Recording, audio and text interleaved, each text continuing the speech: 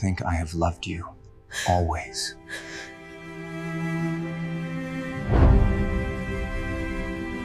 The morning Seraphina Aldgate's life was sold, the sky was the color of a bruise. She had woken up that Tuesday like any other, bare feet against cold marble, hair tangled from a restless night, fingers wrapped around a mug of chamomile tea she hadn't asked Ingrid to make, but that had appeared on her nightstand anyway, like a quiet threat. The Moretti estate did that. It anticipated, it watched. Even before she had become anything to it, the house had already begun consuming her. But she didn't know that yet. She didn't know anything yet. 3 days earlier, she had been laughing. That felt important to remember now. That she had been capable of laughing genuinely, with her whole chest and without looking over her shoulder first. She had been sitting cross-legged on Thea's apartment floor in downtown Briarwell, eating cold pad thai from the container with chopsticks she could barely use, watching a terrible reality show about people falling in love in 12 days, and she had laughed so hard at something Thea said that pad thai noodles nearly came out of her nose. "You're disgusting," Thea had said, throwing a paper napkin at her face. "You're the one who made me laugh," Seraphina had fired back, still wiping tears from the corners of her eyes. She was 23 years old. She was 3 months away from finishing her graduate degree in literature. She had a small apartment with a leaking faucet she kept meaning to fix, a shelf of annotated novels with broken spines, and a list of things she wanted to do before 30 that included traveling to Portugal and learning how to make proper sourdough bread. She had a life. It was modest and imperfect and entirely hers. And then her father called. "Come home," Hollis Aldgate had said, and something in the flatness of his voice, the total absence of warmth that had always lived there anyway, made her stomach drop before he said another word. "Dad, I have a seminar tomorrow morning. I can't just—" "Seraphina." His voice was a door being shut. "Come home tonight." She had driven the 40 minutes to Aldgate House in silence, fingers tight on the steering wheel, telling herself it was nothing, a business matter. Her father always had business matters. He had been having business matters her entire life, shadowy phone calls behind closed doors, men in expensive suits who came and went without being introduced, envelopes that were never discussed. She had learned early not to ask questions. Not because she was forbidden to exactly, but because asking questions of Hollis Aldgate was like pressing your hand against a hot stove. He didn't punish you outright. He simply made you feel the precise, devastating depth of your own insignificance. She had spent 23 years feeling it. She had also spent 23 years pretending it didn't matter. The house was lit when she arrived, every window glowing, which was unusual. Her father typically kept rooms dark when they weren't in use. A habit she had once thought was about electricity bills before she understood it was simply about control. Light was for guests, and Hollis Aldgate did not have guests at 9:30 on a Monday night. Except tonight, apparently he did. She saw the car first. A black vehicle, long, sleek, aggressively expensive, parked at the front of the circular drive where she usually parked. She pulled her secondhand Civic around to the side, got out, stood for a moment staring at that car, with a feeling she couldn't name crawling up the back of her neck. Bastian, though she didn't know his name yet, but was leaning against the driver's side door with his arms crossed. He was enormous, not in an exaggerated way, but in the quiet, functional way of a man whose body had been built for a specific purpose.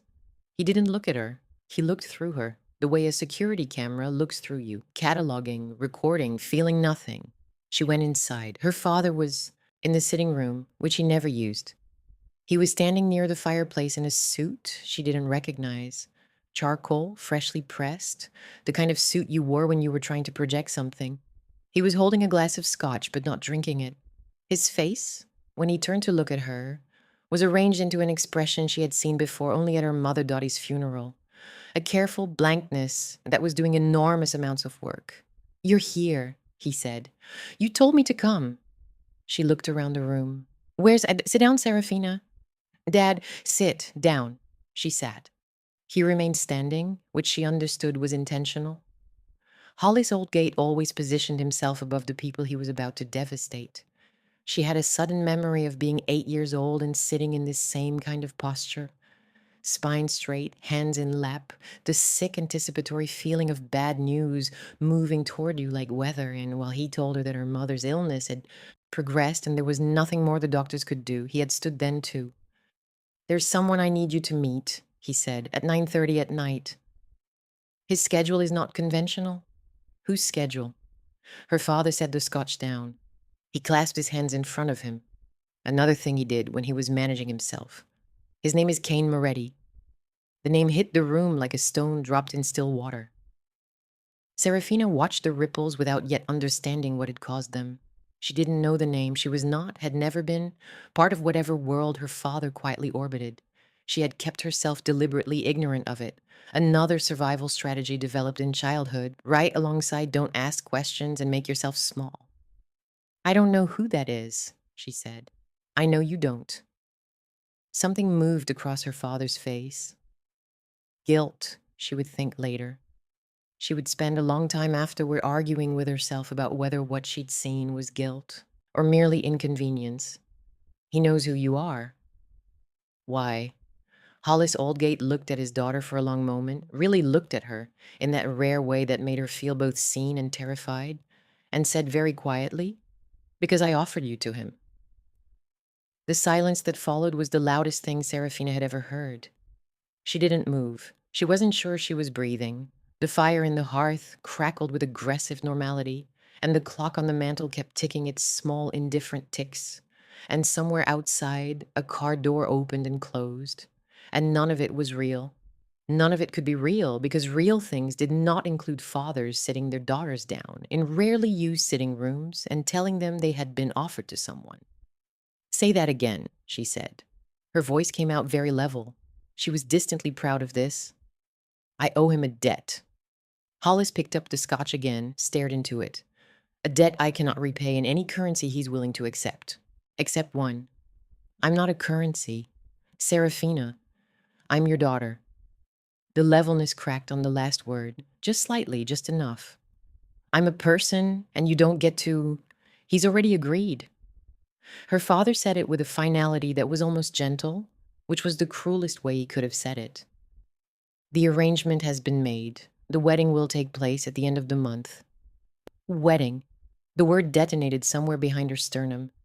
"You've lost your mind," she whispered. "You have genuinely, completely lost your..."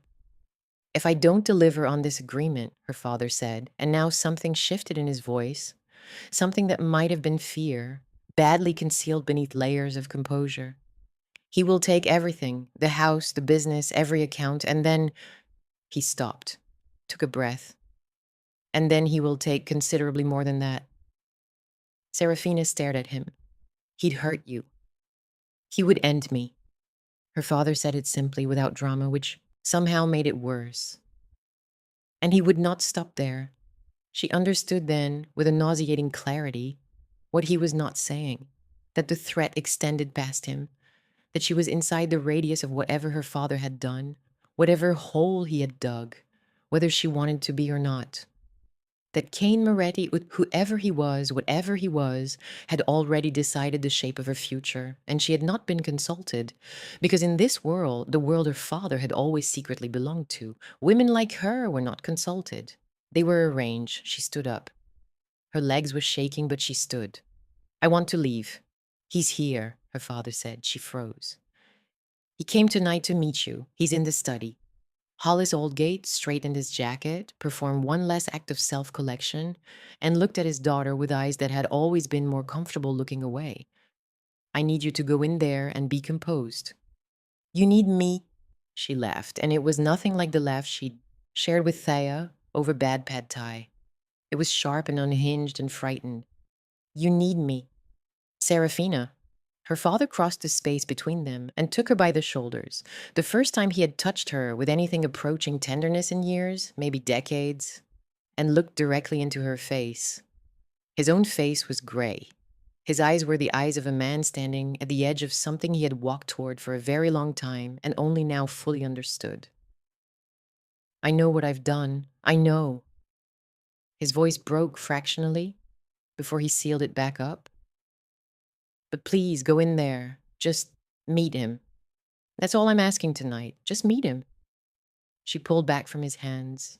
She looked at her father, really looked at him, the way you look at something you are trying to memorize or trying to forget.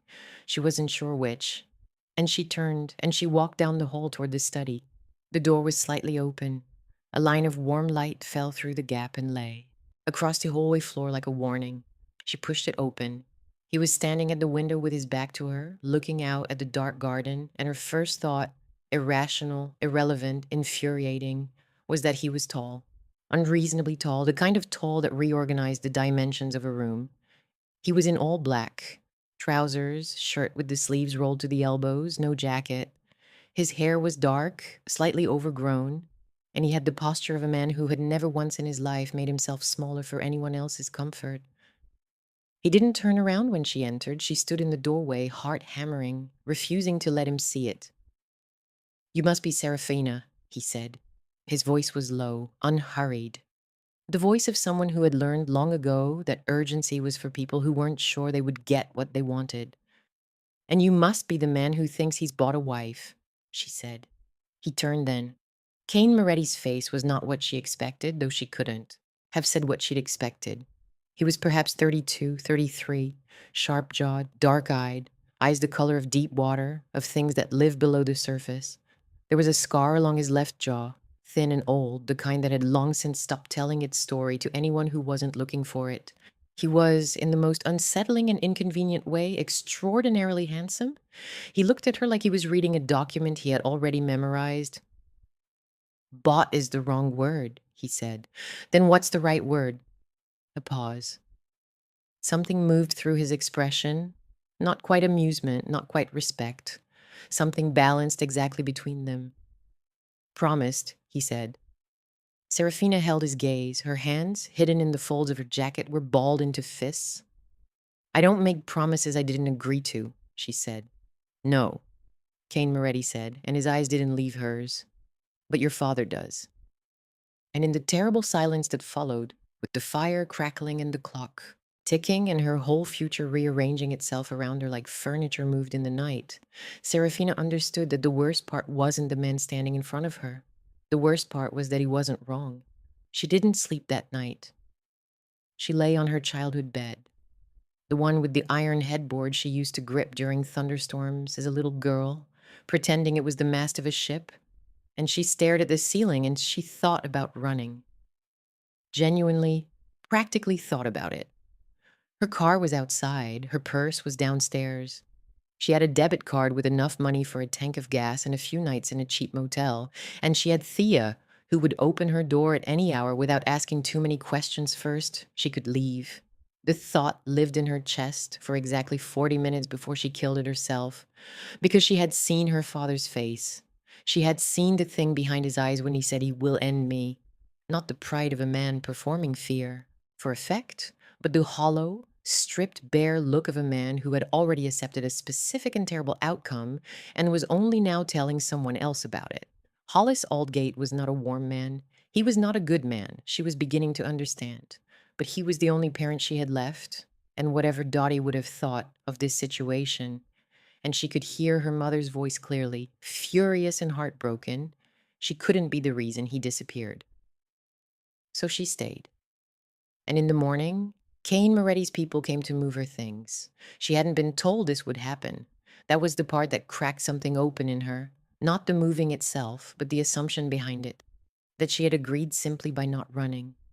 That her silence in that study, her failure to throw something or scream or dissolve entirely, had been interpreted as compliance.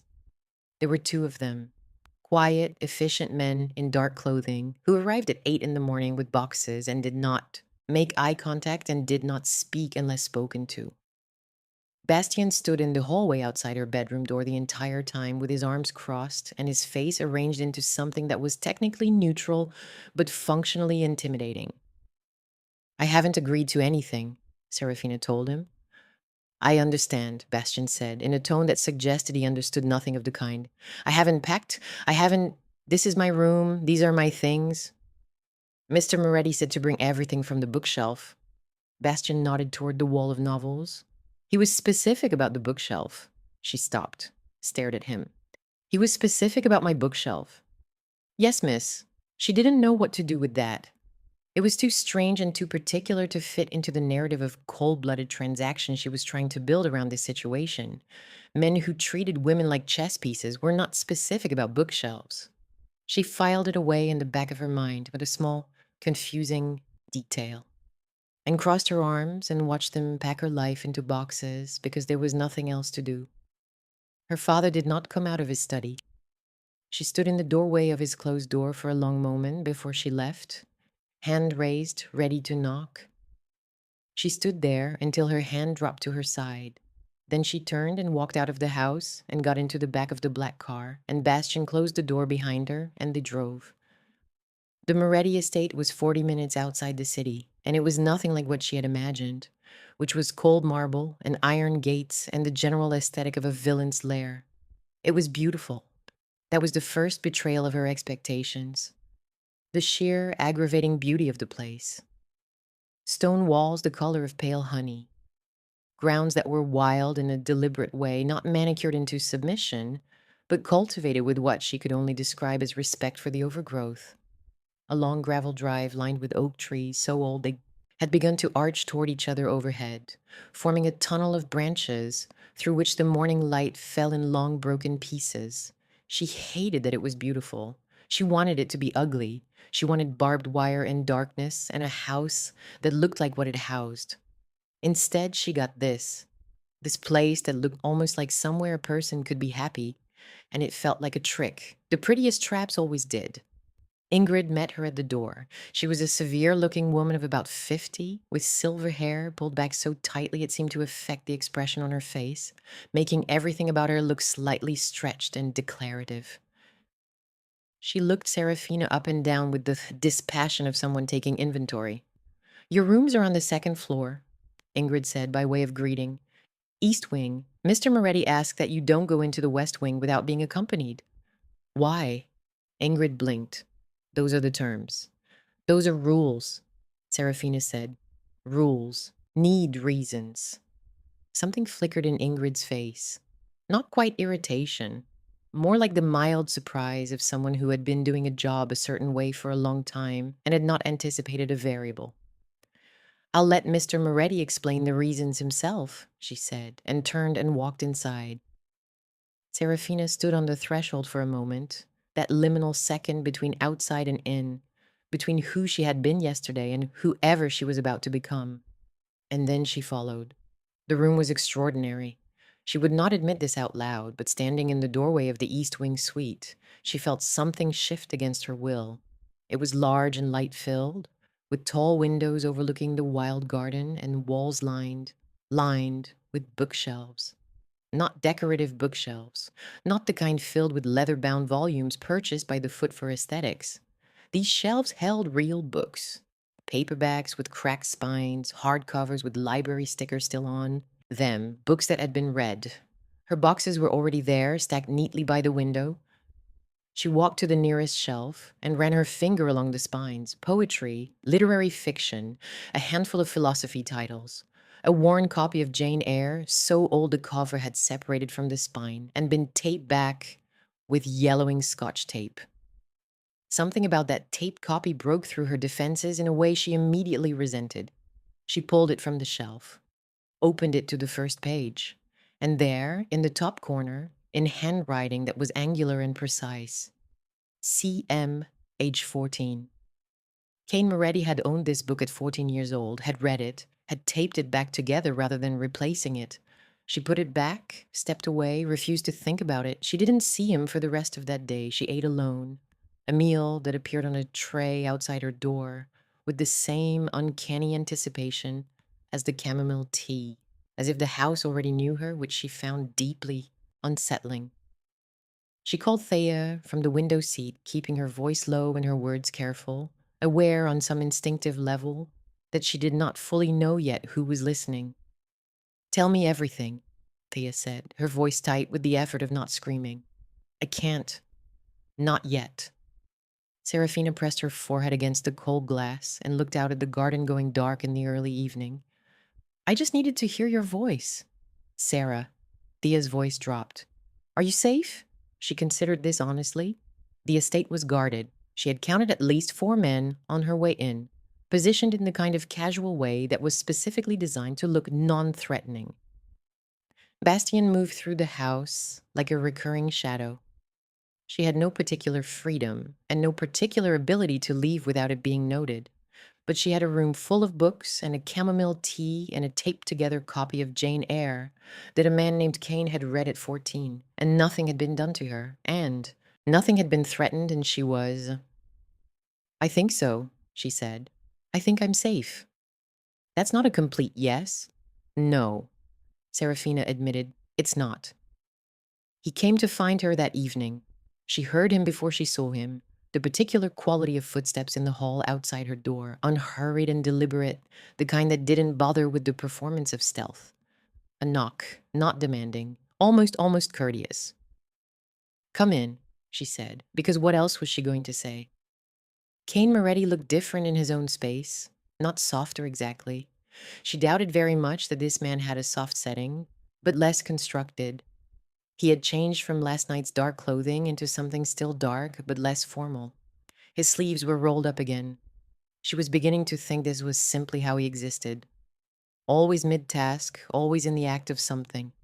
He looked around the room, at the shelves, at her boxes, still partially unpacked, at the book she had been holding. When he knocked and had sat down too quickly on the window seat, his eyes landed on it. "You found Jane Eyre," he said. "It was on the shelf. I put it there." He said it without elaboration, which was its own kind of elaboration. She looked at him directly, the way she had taught herself to look at things that frightened her, head on, no flinching. "What do you want?" "To talk." "We talked last night." "We exchanged positions last night," he said. "That's not the same thing." She said nothing. He walked further into the room, not toward her, but to the window, standing just far enough away that it didn't feel like encroachment, and looked out at the dark garden. "I want you to understand something," he said, "about this arrangement." "I understand the arrangement perfectly. You understand your father's version of it." He turned to look at her then, and in the lamplight his face was harder to read than last night, all shadow and angle. "I have my own." Seraphina clasped her hands in front of her, recognized the gesture, recognized it as her father's, hated herself for it, unclasped them. "Then tell me yours." A pause. He looked at her the way he had last night. That reading a document look, except now it felt less like assessment and more like something she didn't have a word for yet. Then he crossed to where she was standing, and he stopped close enough that she had to resist the impulse to step back. And he looked at her, and he said very quietly, 4 words that she would lie awake replaying for the rest of the week, turning them over and over in the dark, like a coin she couldn't identify. "I will protect you." She stared at him. "From what?" she whispered. But he had already turned and walked to the door and paused with his hand on the frame and said without looking back, "From the reason your father really made this deal."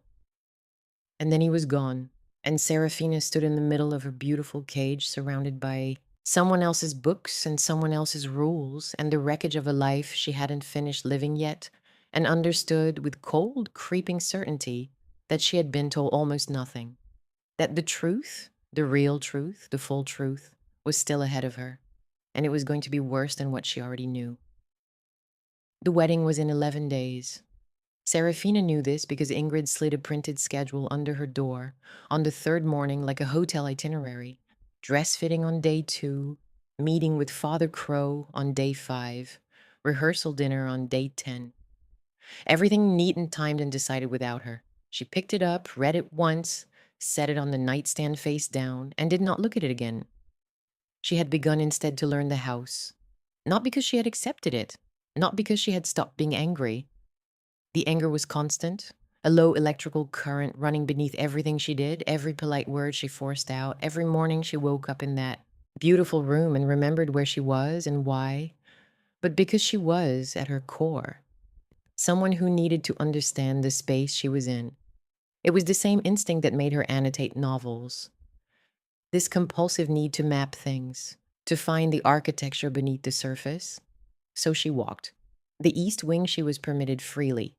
It contained her suite, a sitting room with uncomfortable antique furniture that appeared purely ceremonial, a small library that was separate from the main one, and a bathroom with a clawfoot tub that she used every evening as an act of private, petty resistance, taking long baths, using all the hot water, refusing to feel grateful for it. The ground floor was mostly open to her as well. The kitchen, where a quiet man named Pell cooked without speaking and somehow always had coffee ready at precisely the moment she wanted it. The formal dining room she ate in alone each night at a table built for 14, which she found either darkly funny or profoundly depressing depending on the evening. The main library, an enormous 2 stories, with a rolling ladder on a brass rail, which she had claimed as her primary territory and spent most of her daylight hours in reading, because reading was the one thing no one could take from her and no one had tried. And then there was the West Wing. The door at the end of the main corridor, dark wood, slightly heavier than the others, with no visible reason to be locked, but locked all the same. She had tried the handle on day 2. Not impulsively. She had stood in front of it for a full minute first, argued with herself, then tried it anyway. Locked. She had stood there a moment longer, listening.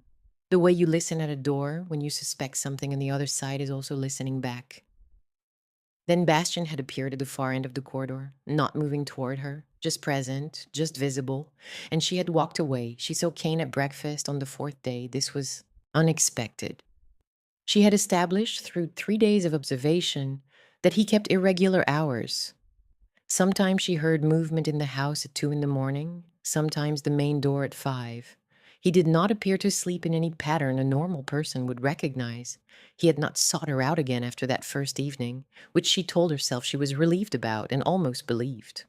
But on the 4th morning she came downstairs earlier than usual, sleep having abandoned her at 5:30 with no intention of returning, and he was at the kitchen table. Not in the formal dining room.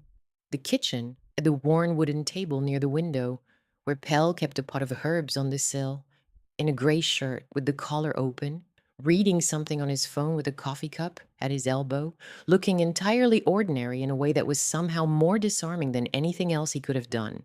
He looked up when she came in. She stopped in the doorway, considered retreating. Did not. "You're up early," he said. "So are you." She moved to the coffee pot, kept her back to him, poured slowly. "Or are you up late?" "Both, usually." She turned, leaned against the counter, held her mug with both hands. He had gone back to his phone, but not in a dismissive way. More like a man who was genuinely occupied but not closed. She studied him for a moment, with the same attention she gave to books she hadn't decided about yet. "I want to know about the West Wing," she said. He didn't look up immediately. Finished reading whatever he was reading, set the phone face down, picked up his coffee, then looked at her. "What about it? Why is it locked?" "Because I keep it locked." "That's not an answer. It's the only one I have for you right now." His voice was even, not unkind, but immovable, the voice of someone delivering a fact rather than making a choice. Seraphina felt the anger tick upward, steady as a metronome. "You said you'd protect me. You said there was something my father wasn't telling me. You said—" "I said those things." "Then talk to me. Actually talk to me. Because I'm 11 days away from marrying a man I don't know, in a house I don't understand, for a reason nobody will explain, and I am—" Her voice tightened. She stopped. Breathed. "I am trying very hard not to fall apart, and it would help considerably if someone in this house treated me like a person capable of handling information." Silence. The herb pot on the sill. Morning light beginning to come through the window in thin strips. Cain set his coffee down, looked at her with that deep water gaze. Not unmoved, she realized, not cold. Something else entirely, something more careful than cold. "Sit down," he said. "I don't want to sit down." Seraphina. Her name in his mouth was different from how anyone else said it. Not softer, but more deliberate, like each syllable had been considered. "Please sit down," she said. He was quiet for a moment, turning the coffee cup slowly in his hands. The first genuinely restless thing she had seen him do. Then, "Your father didn't come to me with a debt." She stared at him.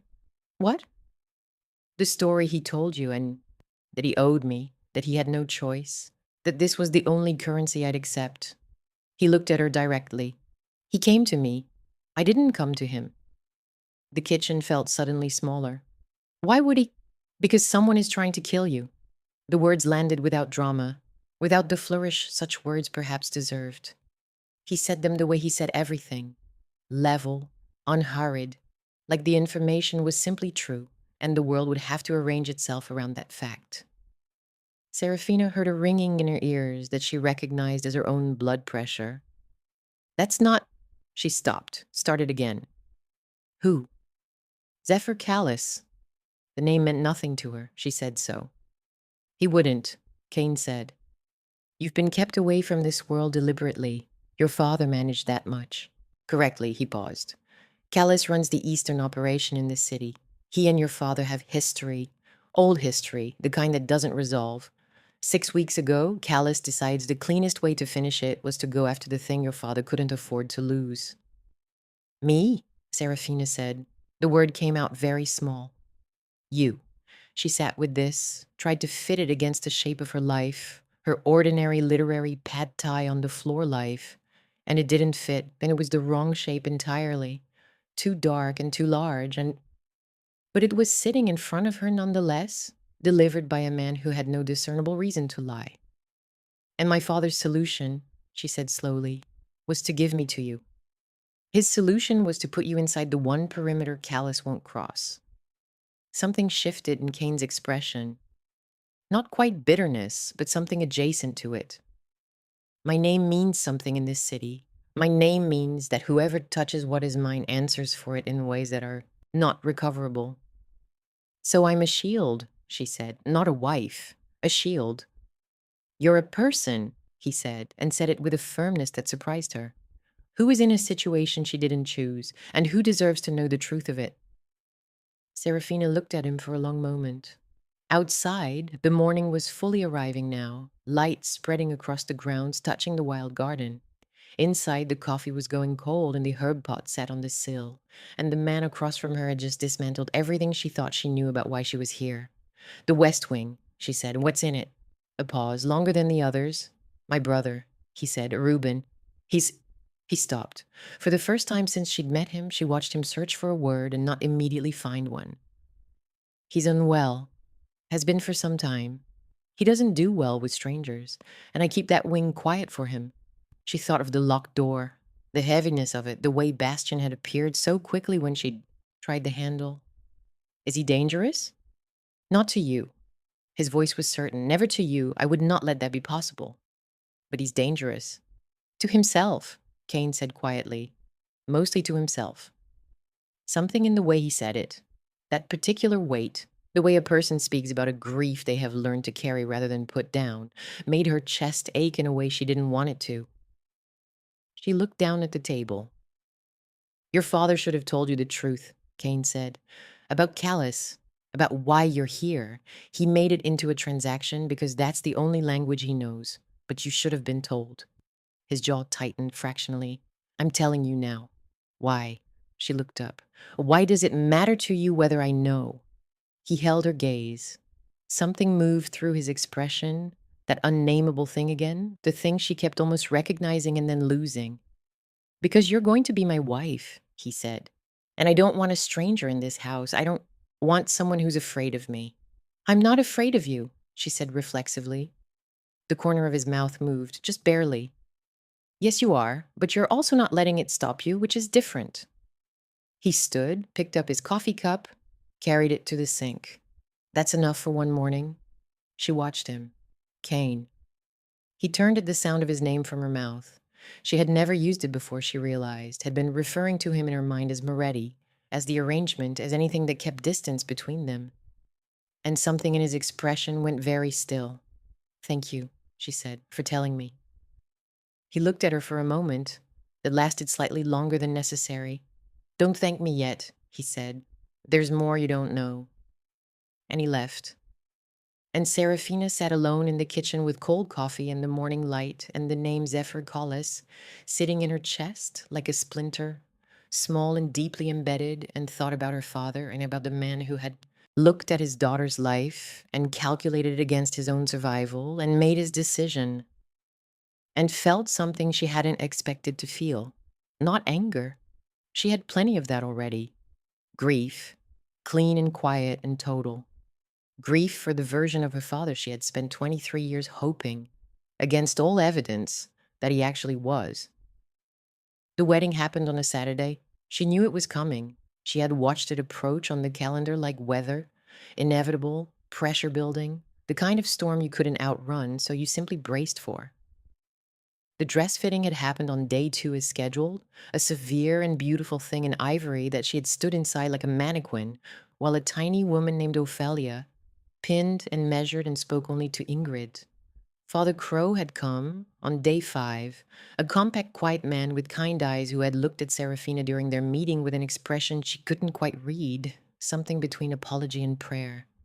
She had asked him, quietly while Ingrid was briefly out of the room, "Do I have to say yes?" Father Crow had looked at her for a long moment. "In the eyes of God," he said carefully, "no one has to say anything they don't mean." It wasn't an answer, but it wasn't nothing either. The night before the wedding, Thea came.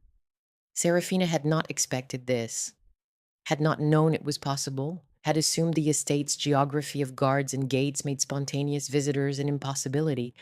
But at 8 in the evening, there was a knock at her suite door, and when she opened it, Thea was standing in the hallway with her coat still on and her eyes red-rimmed and her arms open, and Seraphina walked into them without a word and held on. They sat on the window seat for 2 hours. Thea had brought wine in her bag. 2 small bottles of the cheap red they used to drink on Seraphina's apartment floor. And they drank it from the estate's crystal glasses, which felt like an appropriate absurdity. "Tell me what to do," Seraphina said. It came out smaller than she intended. "I can't," Thea said. "I've been trying to figure that out since you called me." She turned the crystal glass in her fingers. He hasn't done anything to me." Seraphina pulled her knees to her chest. "He's been," she searched for the word, "careful, like someone handling something he doesn't want to break." Thea looked at her sideways. "That's not the worst thing. I know, that's what worries me." "Sarah, I came here furious," Seraphina said. "I came here ready to be furious for the rest of my life if necessary. It's manageable, it's a structure. You know where you stand with fury." She pressed her lips together. "He keeps doing things that make it complicated." "Like what?" "Like telling me the truth when he didn't have to. Like having a taped together copy of Jane Eyre from when he was 14. Like," she stopped, laughed a little helplessly, "like asking Pell to make chamomile tea because apparently someone told him I drink it in the mornings. And I don't know when anyone would have found that out, but—" "Oh no," Thea said softly. "I know. You like him. I don't like him," Seraphina said immediately, and then sat with the dishonesty of that for a moment. "I don't not like him, which is completely different from liking him and also somehow worse." Thea was quiet for a moment, then, "What are you going to do tomorrow?" Seraphina looked out the window at the dark garden. The grounds were lit at night, she had learned. Not harshly, but with low lights along the paths, golden and warm, like something you'd find in a story. She had taken to watching it from this window in the evenings, this garden that wasn't hers, but that she had begun to know the way. You know, a piece of music you didn't choose, but can't stop hearing. "I'm going to get married," she said quietly, "because there's a man named Zephyr Callis who wants me dead, and because my father is a coward who loves me in the only broken way he knows how, and because—" She stopped. "Because?" Thea pressed. Seraphina shook her head, drank the last of her wine. "Because I want to know the rest of it," she admitted. "I want to know what else he hasn't told me yet. I want to know about Reuben and the West Wing and what Callis actually did to make all of this necessary." She set the glass down. "I want to know how the story ends." Thea looked at her for a long moment with the expression of someone watching their best friend walk towards something they can't follow. "Just be careful with yourself," she said finally. "Your heart specifically." "My heart is fine." "Your heart," Thea said, "is reading a taped-together copy of Jane Eyre and finding it romantic. It is not fine." The ceremony was small. This surprised her. She had imagined something performative, a display of acquisition, Guests assembled to witness Cain Moretti take what was his. Instead, there were perhaps 20 people in the estate's small chapel, a stone room off the east garden that she hadn't known existed until that morning. No guests she recognized. Men who had the particular stillness of people in Cain's world, their women beside them with careful faces. Bastian near the door. Ingrid in the third row, looking like she was attending a board meeting. Reuben was there. This was the thing that undid her composure briefly. She had not expected to see him, had built him in her imagination into something formless and frightening based on nothing but a locked door and a brother's careful grief. But he was simply a young man, perhaps 26, slight where Cain was substantial, with the same dark eyes but something restless and unfinished in them, like a sentence that hadn't reached its period. He was seated in the front row, with a man she didn't know positioned quietly beside him, and when Seraphina came down the aisle, he looked at her with an expression of such naked, uncomplicated curiosity that she almost smiled. She almost smiled at Cain's unwell younger brother, at her own forced wedding. Her life, she thought, had become genuinely unclassifiable. Cain was waiting at the altar in black, of course black, with his hands clasped in front of him and his face arranged into that expression of careful stillness she was beginning to recognize as his version of composure. When she reached him and turned to face him, she searched his face for something and found it, a fractional softening around his eyes, there and gone so quickly she might have imagined it. She didn't think she imagined it. Father Crow began. The words washed over her in their ancient repeated pattern, the vows, the questions, the grammar of binding, and she stood inside them and breathed and held herself very still. When Father Crow asked if she took this man, she looked at Cain directly. He was already looking at her. Not at Father Crow, not at the room, and at her, with an attention so total and so steady that it felt like something physical, like a hand placed carefully against her sternum. "I do," she said, and meant it in whatever complicated, unresolved, furious, and reluctant way was honest. Cain's jaw moved slightly. Then "I do." 3 syllables, absolute.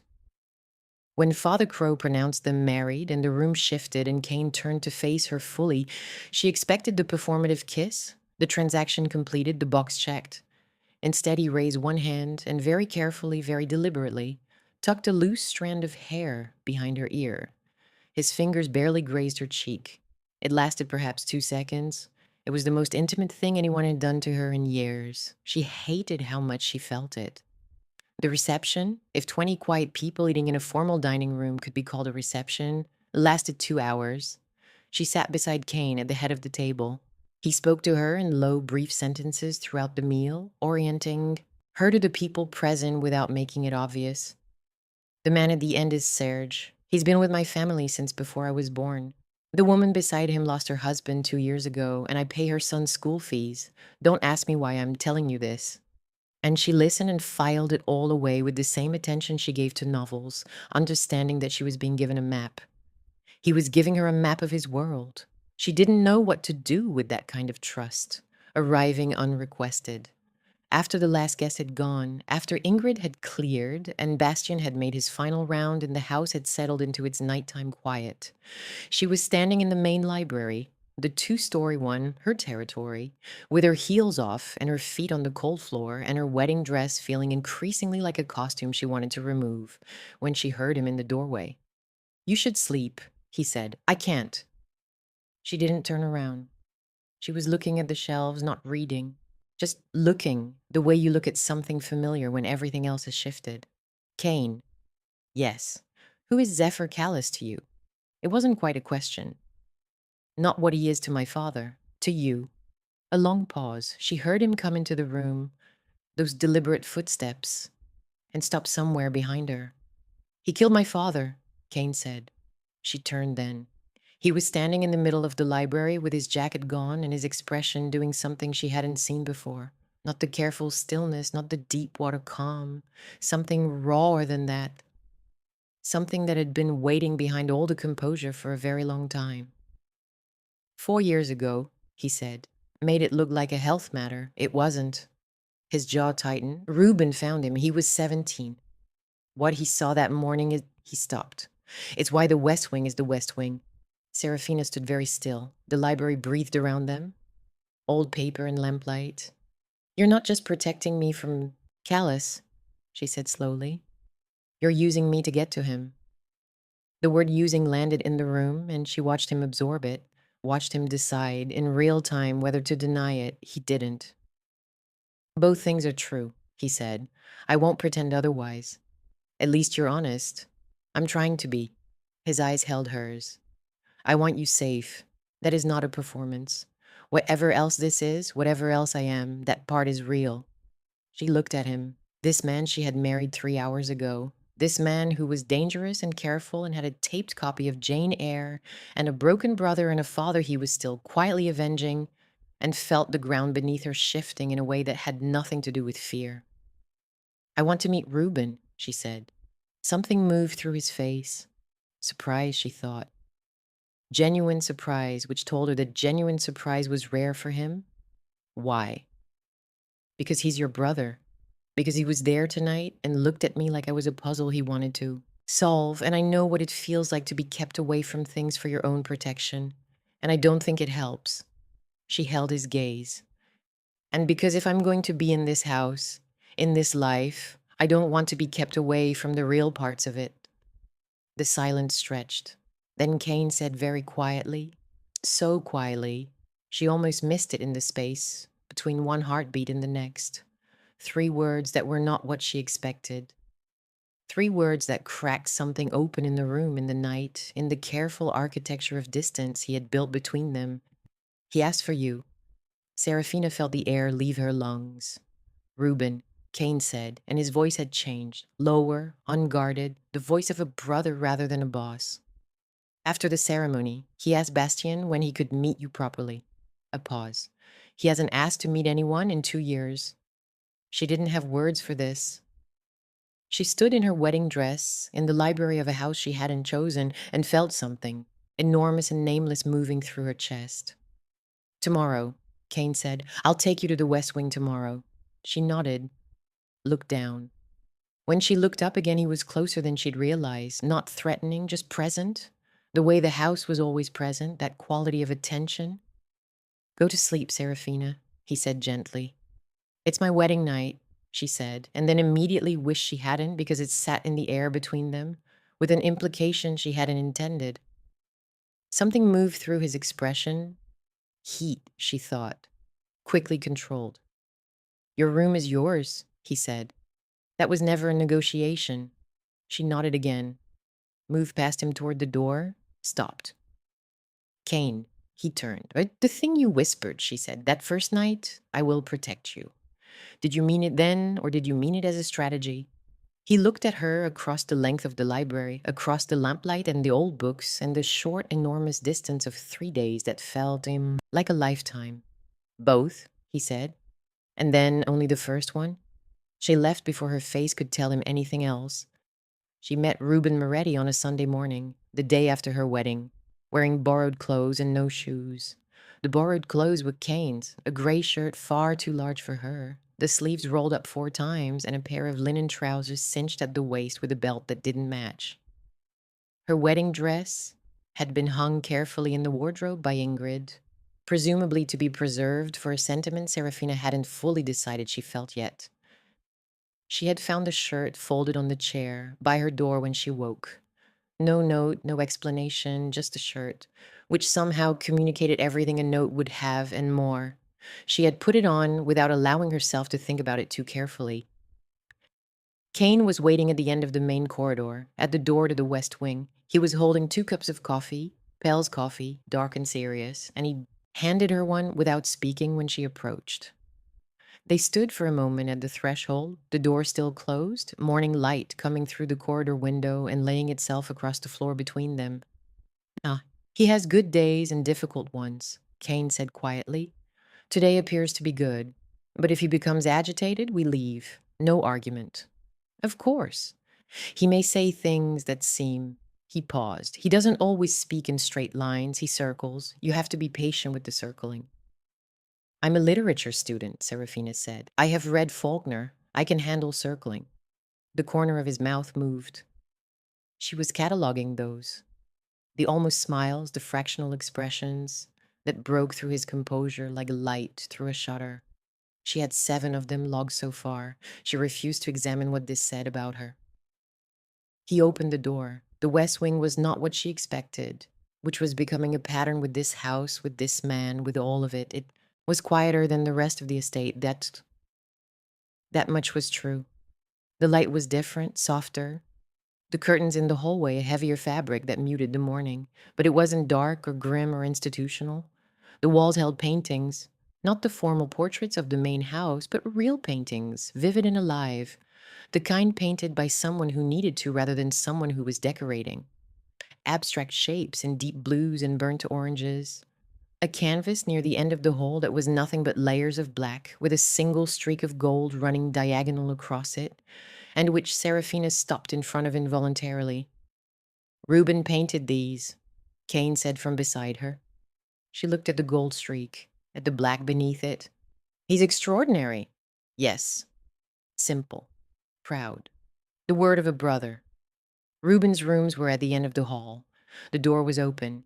He was sitting at a large work table by the window, not painting, just sitting and turned away from them, looking out at the garden below with his chin in his hand, in the posture of someone thinking very deeply about something that may or may not exist. "Rue," Cain said. Reuben turned and looked at Seraphina with those dark, restless eyes and said immediately, without preamble, "You have kind hands." She blinked, looked down at her hands around the coffee cup. "Thank you. I noticed at the ceremony. You were frightened, but your hands were still." He tilted his head. "Most people's hands give them away. Yours didn't." "I was trying very hard," she said honestly. Something broke open in his face. A sudden, unguarded smile, nothing like Cain's controlled, almost smiles, but wide and genuine and slightly startling. "I know. That's what I mean. Kind hands do the work quietly." He looked at his brother. "I like her." "I know you do," Cain said. "You can sit," Reuben told Seraphina, gesturing to the chair beside his work table with the authority of someone in their own kingdom. She sat. He turned back to the window, apparently satisfied, and she understood that this was how it worked with him. Intense arrival, then comfortable coexistence, no performance required.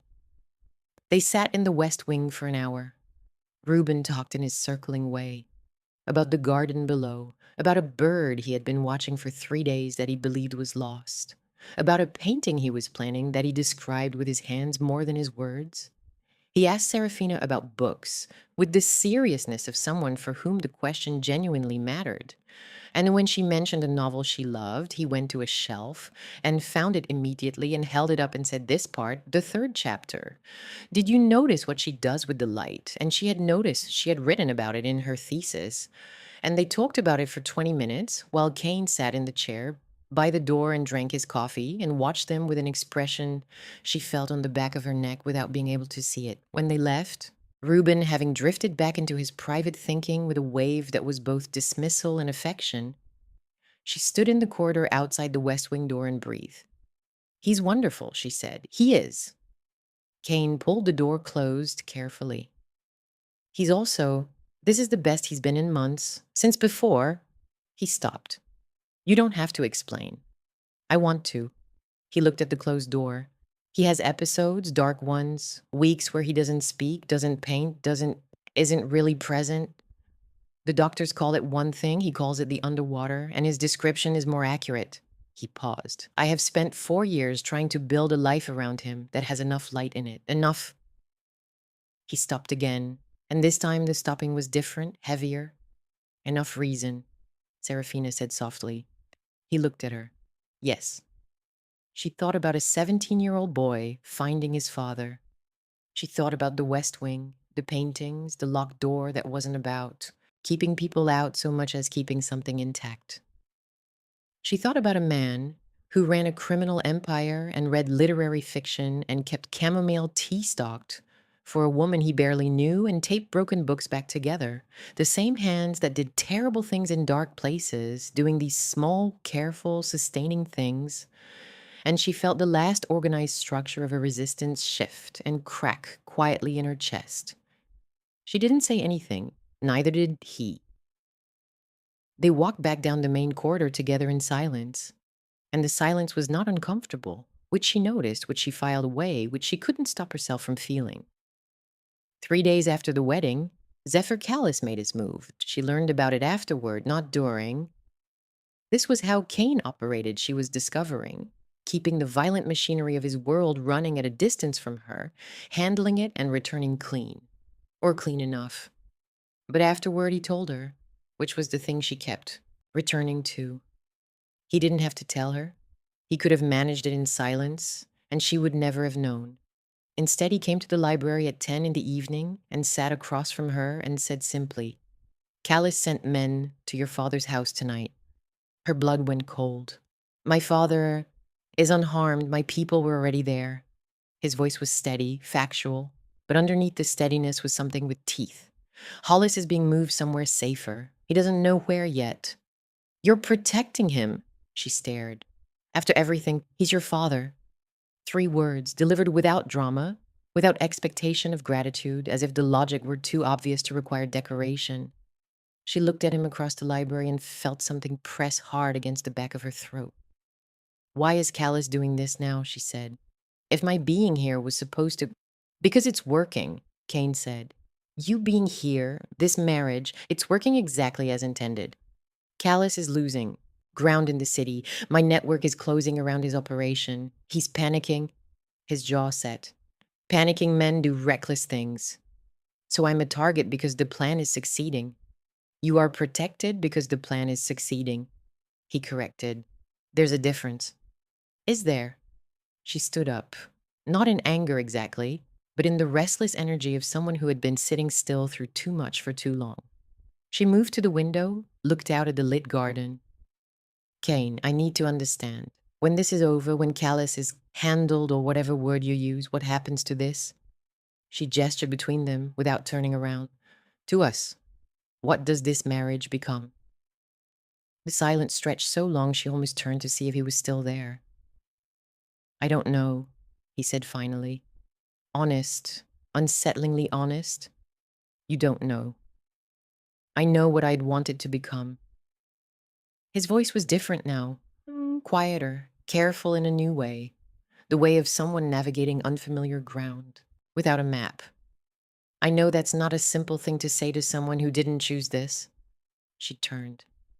He was standing, she realized, having risen at some point during the silence, and he was closer than before. Not intrusive, just present, his hands at his sides, his expression open in a way that cost him something. She could see the cost of it. "What would you want it to become?" she said. He looked at her for a long moment with those deep water eyes. The library was very quiet. The old books breathed around them. Outside, the lit garden and the lost bird Reuben had been watching, and the long dark beyond the grounds. "Real," he said. "I would want it to become real." She stood inside this word, real, and felt it expand in the space between them. "I'm angry at you," she said. "I want to be clear about that. I'm angry at the situation, at my father, at the fact that I didn't get a choice. I haven't forgiven any of that. I know. And I barely know you. I know that too. And you are clearly a dangerous man who does dangerous things, and I am a graduate student who reads novels for a living." Also aware, she looked at him. "But I don't not want it to be real," she said, and the words came out imprecise and slightly ridiculous and entirely true. "That's not the same as wanting it. It's the beginning of something. Maybe if you—" She stopped, breathed. "If you keep telling me the truth, all of it, everything you know that I should know." "Yes," he said immediately, no hesitation. "And I want to keep having breakfast in the kitchen, not the dining room, the kitchen." Something broke through his expression, that almost smile, wider than any of the previous 7, nearly a real one. "Yes. And I want to be able to walk into the West Wing whenever Reuben wants company." "He'll want it constantly now," Cain said. "I hope you understand what you're agreeing to." "Good," she said, and meant it. They stood there in the library, with the distance between them smaller than it had been, and the future unresolved and enormous and full of things she couldn't yet see. And she thought about all the novels she had read about women in impossible situations who found improbable things in improbable places. And she thought about how she had always found such stories slightly too convenient, slightly too neat. And she thought that reality was stranger and more inconvenient and less neat and somehow more, just more, than any of them had managed to capture. 6 weeks later, Zephyr Callis was arrested, not by Cain's people. This was the detail that surprised her, that she stored carefully. Federal investigators, a case 3 years in the making, evidence that had been quietly and anonymously supplemented by sources that the investigators found comprehensive and impeccably organized. Callis was taken on a Tuesday morning outside a restaurant in the east side of the city, and by noon his operation had collapsed. Like a building with its foundations removed, and by evening her father called her from wherever Cain's people had been keeping him and said in a voice cracked open with something she had never heard from him before, "Seraphina, I'm sorry." 2 words. 23 years overdue. Nowhere near sufficient and entirely necessary. "I know, Dad," she said. She was sitting in the library when she took the call. Reuben was across from her, working on a small canvas he had brought down from the West Wing. He had started coming down to the main house more. In the weeks since she'd arrived, incremental, and then suddenly, the way real change always happened. Cain was somewhere in the house. She could hear him. The particular quality of his presence, that she had learned the way you learn the sounds of a place you have begun to call home.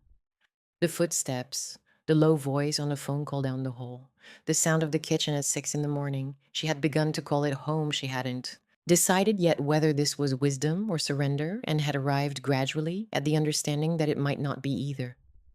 That it might simply be what happened when a life you didn't choose revealed itself, layer by layer, to be larger and stranger and more full of things worth staying for than the life you had planned. She was still angry. She kept the anger, tended it like a pilot light. Small, controlled, useful. It kept her honest, but she was also, the only word was alive. More alive than she had been in the apartment with the leaking faucet and the sourdough plans and the feeling, persistent and low grade, that her real life was waiting somewhere just ahead and she hadn't arrived at it yet. She had arrived at it, sideways and against her will and through a door she hadn't opened. That night, Cain found her in the garden. She had taken to walking it after dark, learning its paths, the way the old oaks stood at the border like sentinels, the way the wild grass moved. She heard him behind her and didn't turn, and he came to stand beside her, and they looked out at the dark grounds together. "It's over," he said. "I know." A pause. The night around them. Somewhere a bird, Reuben's lost bird, she had decided, though she had no evidence. Calling once and then silent. "Seraphina." "Yes." He turned to face her, and she turned to face him. And in the low light from the house, his expression was the most unguarded she had ever seen it. All the composure dissolved, all the careful management set aside. Just the face of a man standing in front of something he wanted and wasn't sure he had the right to want. He raised his hand and touched her face. Really touched it this time. Palm against her cheek, thumb tracing the line of her cheekbone with the kind of attention that made her feel simultaneously seen and unsteady.